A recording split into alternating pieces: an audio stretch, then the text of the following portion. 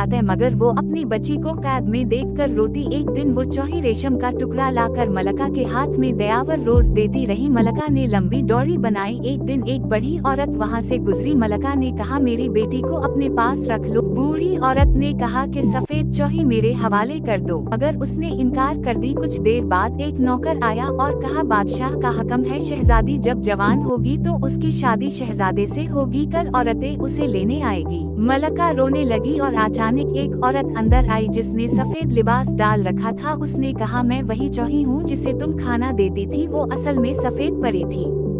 मैं ही बूढ़ी औरत की शक्ल में आई थी ताकि तुम्हारा इम्तिहान ले सकूं। तुम फिक्र मत करो, डेला को मेरे साथ भेज दो, मैं इसका ख्याल रखूंगी। मलका परेशान थी, लेकिन इसके पास सफेद परी पर भरोसा करने के अलावा कोई चारा न था। सफेद परी डेला को लेकर चली गई।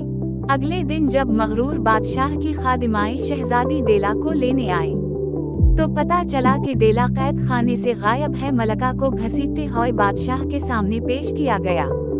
मलका से जितनी दफा भी डेला के बारे में पूछा गया, इसका एक ही जवाब था कि चाहे जिंदा रहने दे या मार दे, उसे कुछ नहीं मालूम। आखिरकार मगरूर बादशाह ने मलका को एक बुलंद दरख्त से धक्का देकर मारने का फैसला किया।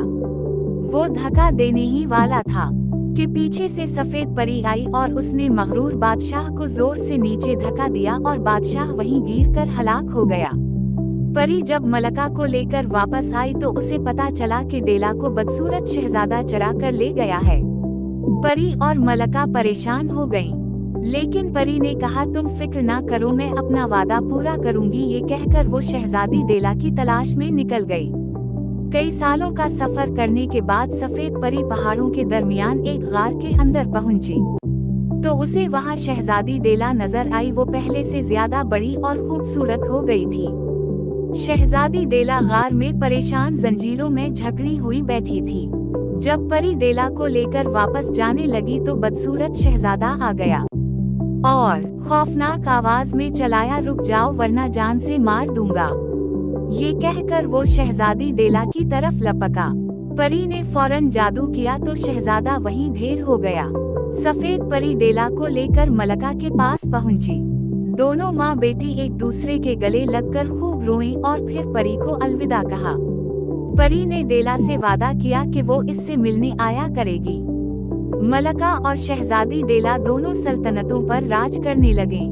रियाया भी उनसे बहुत खुश थी।